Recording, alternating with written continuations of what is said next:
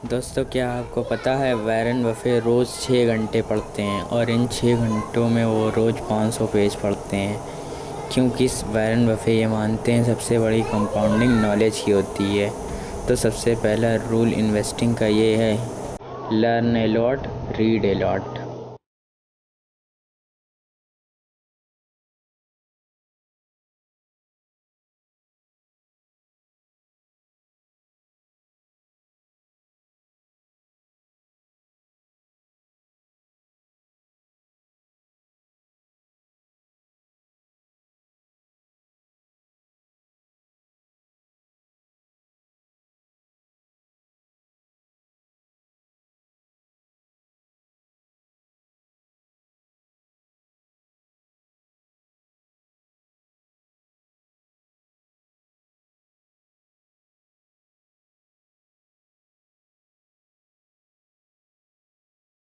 तो पहली चीज़ जो बच्चों को सिखाया गया था वो ये थी कि कोई भी ऐसी कंपनी में इन्वेस्ट ना करना जिसे आप समझ ना पाओ कि वो कंपनी करती क्या है। और अगर वो ये नहीं बता पाते कि वो कंपनी करती क्या है तो वो इन्वेस्ट नहीं कर सकते।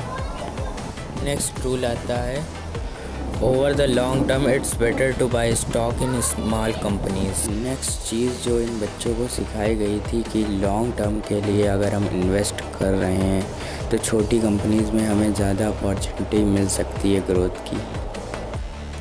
अब होता ये है कि बड़ा इन्वेस्टर छोटी कंपनी में पैसा लगाएगा तो उसे उतना फ़ायदा नहीं होगा।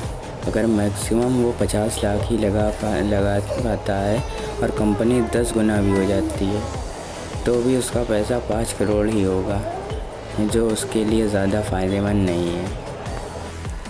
इसलिए जैसे जैसे इन्वेस्टर बड़े होने लगते हैं वो छोटी कंपनी छोड़ के बड़ी कंपनी में पैसे इन्वेस्ट करते हैं, जिससे होता यह है कि हम जैसे छोटे इन्वेस्टर को इन छोटी कंपनीज़ में इन्वेस्ट करने के लिए अपॉर्चुनिटीज़ मिल जाती हैं। नेक्स्ट रूल कहता है, hold no more stocks that you can remain inform on. ये कॉन्सेप्ट बोलता है कि एक ह्यूमन माइंड मैक्सिमम 8 से 15 कंपनीज़ को फॉलो कर सकता है और उनके बारे में इन्फॉर्म रह सकता है। और इसलिए बेटर यही है कि हम पूरी ज़िंदगी में 10 से ज़्यादा स्टॉक्स ना ही ले तो बेटर है। लेकिन वो 10 के 10 स्टॉक ऐसे होने चाहिए जिससे हमें ऐसा फील हो कि हमने स्टॉक नहीं पूरी की पूरी कंपनी खरीदी है। नेक्स्ट रूल ऑफ इन्वेस्टिंग कहता है, if you like the product chances are you will love the stock. अब ये रूल कहता है कि आपको उन कंपनीज़ में इन्वेस्ट करना चाहिए जिनके प्रोडक्ट आप यूज़ करते हो, क्योंकि जिन कंपनी के प्रोडक्ट आप यूज़ करते हो तो उस कंपनीज़ के अच्छा परफॉर्म करने के चांसेस ज़्यादा होते हैं। इन शॉर्ट मैसेज ये है कि जो प्रोडक्ट हमें अच्छे लगते हैं और अगर वो कंपनी फाइनेंशियली स्टेबल है तो इस मेथड को हम यूज़ कर सकते हैं स्क्रीनिंग के लिए। नेक्स्ट रूल कहता है, trying to time the market.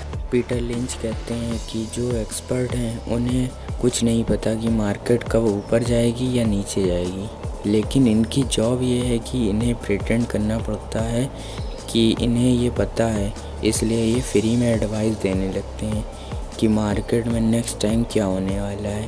जो बेस्ट इन्वेस्टर होता है उनका मेन फोकस होता ये है कि वो अच्छे बिजनेसेस खरीदें, क्योंकि अगर बिज़नेस एक्चुअल में ग्रो कर रहा होगा तो लॉन्ग टर्म में उसका शेयर प्राइस भी एक्चुअल बिज़नेस ग्रोथ के रेट से ही ग्रो करेगा। इसलिए बेटर ये है कि हम बिजनेसेस पे फोकस करें, ना कि मार्केट को टाइम करने के चक्कर में पड़ रहे। नेक्स्ट रूल कहता है, free cash flow is the king. ये पॉइंट कहता है कंपनी का प्रॉफिट तो बढ़ रहा है लेकिन उसका कैश फ्लो नहीं बढ़ रहा, तो हो सकता है कंपनी में कोई गड़बड़ हो।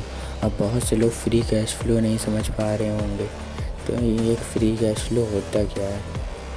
एक्चुअल में कंपनी करती क्या है कि वो अपनी कंपनी की बैलेंस शीट में वो पैसे भी ऐड कर देती है जो अभी तक मिला भी नहीं है।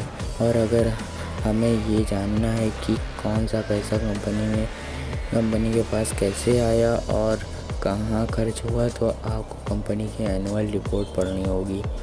तो दोस्तों, ये थे 7 रूल ऑफ इन्वेस्टिंग जो कि वॉरेन बफे यूज़ करते हैं अपनी इन्वेस्टमेंट करने के लिए। एनीवेज दोस्तों, अगर आप ऐसी नॉलेजेबल वीडियो मिस नहीं करना चाहते तो सब्सक्राइब का बटन दबाना मत भूलिएगा। जल्दी हम आपसे दोबारा मिलेंगे। Thanks for watching.